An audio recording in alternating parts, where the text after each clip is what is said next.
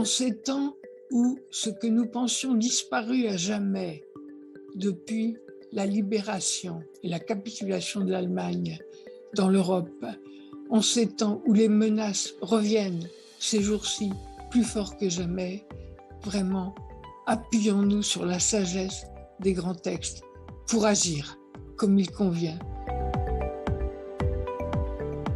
Bonjour, j'ai été de formation enseignante en classe préparatoire en Normandie, au lycée Malherbe à Caen. Et puis ensuite, j'ai eu une succession d'opportunités qu'on évoquera peut-être. Et j'ai eu l'occasion, je crois que c'était en 2003, après le bicentenaire Hugo dont j'avais été responsable au ministère, j'ai eu l'opportunité d'entrer à la mission laïque française.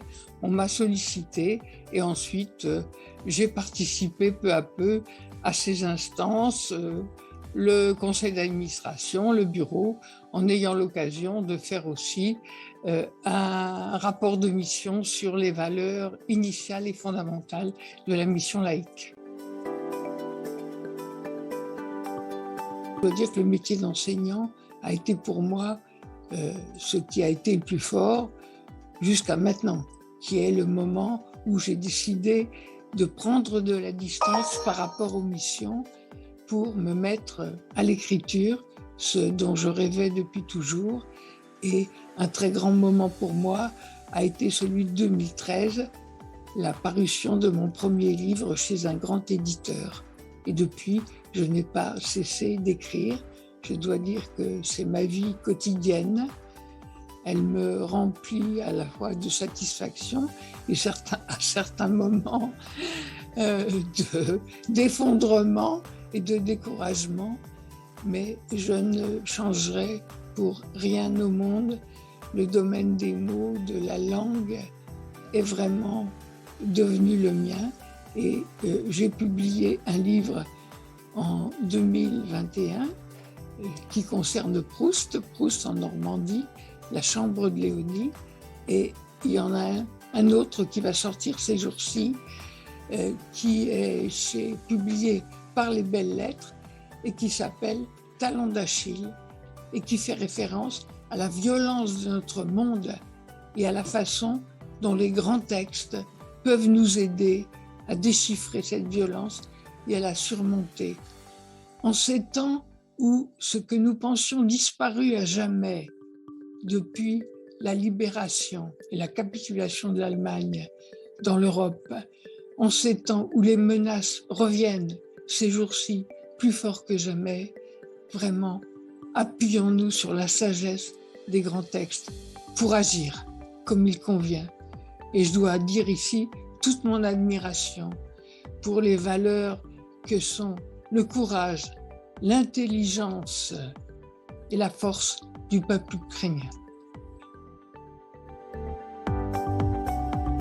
Quand les faits s'éloignent, l'histoire est un véhicule très puissant, très violent comme on le voit, qui est facteur aussi d'oubli.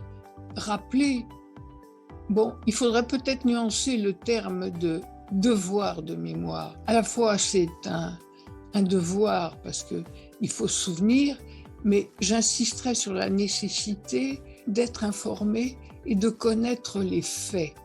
Il ne faut pas commencer par des leçons de morale et dire il faut se souvenir. Non, il faut informer sans relâche. Quand on pense qu'en Allemagne, qui n'est pas suspecte du tout de ce point de vue, il y a beaucoup de jeunes, d'adolescents, qui savent à peine qui était Hitler. Vous voyez, donc pour ma génération, cela paraît effarant. Donc il faut d'abord commencer par raconter les faits. C'est ce à quoi, dans mes récits, qui sont des récits personnels et qui peuvent être considérés comme des romans personnels, je m'inscris très fortement dans l'histoire et dans cette histoire, tout est extrêmement exact et vérifié. Je ne voudrais surtout pas qu'il y ait le moindre écart à la vérité. Et je me souviens du conseil de Simone Veil que j'ai bien connu. Il ne faut surtout pas qu'il y ait des erreurs ou des falsifications, car à ce moment-là, plus rien ne compte. Et tout disparaît, hein, de la vérité et du mensonge. Et quand on entend les mensonges et les contre-vérités qu'on entend aujourd'hui, que dire? Sinon, on est abasourdi. C'est pas une chose commode parce que j'ai eu la chance d'avoir beaucoup d'opportunités. Ça tenait aussi à l'époque et puis peut-être un peu à mon histoire personnelle qui était quand même singulière. Et disons, à l'occasion, à la fin des années 60, j'ai eu l'opportunité de connaître François Mitterrand, qui venait de remporter un succès sans être élu. Et donc, nous sommes devenus proches de quelqu'un qui était dans la traversée du désert et que nous avons ensuite connu et fréquenté jusqu'à sa mort. Alors ceci, évidemment, a constitué pour moi une occasion extraordinaire quand il a été élu président, puisqu'il m'a chargé du secteur qui lui tenait particulièrement à cœur, des grands projets du septennat. Donc j'ai eu l'occasion, là, de m'initier très vite à l'urbanisme, à l'architecture, de rencontrer les personnalités exceptionnelles qu'étaient les architectes, comme Perrault, ou bien j'oublie d'autres noms. Donc tout ça a constitué pour moi une expérience des plus extraordinaires. Aussi m'a donné l'occasion du grand projet en province qui était la Maison d'Isieux, qui correspondait là directement à mon histoire et qui m'a renvoyé à mes débuts d'enfant de la guerre, soudainement privé de ses parents, et qui a fait que je me suis impliquée alors dans le secteur de la mémoire.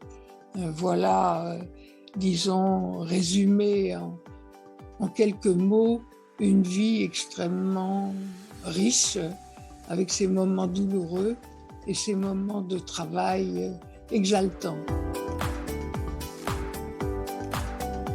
La compassion immédiate, c'est important, mais ça ne suffit pas. Encore une fois, il faut la connaissance. À partir du moment où on entend des bruits, des affirmations, il faut vérifier.